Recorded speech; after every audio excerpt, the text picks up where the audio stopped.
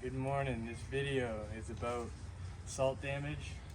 I'm making a video because I keep getting the same customers calling about the same thing. If you look around, cameraman, show.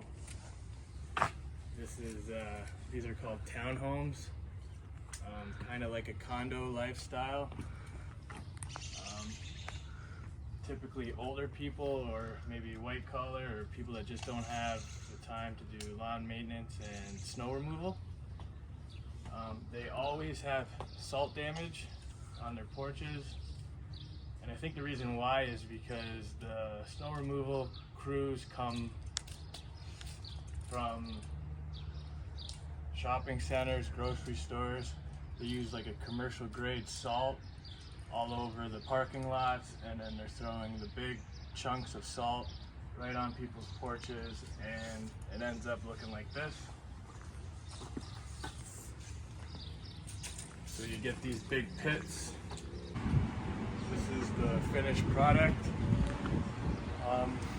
In the description I'll put a link of me actually doing a porch like this.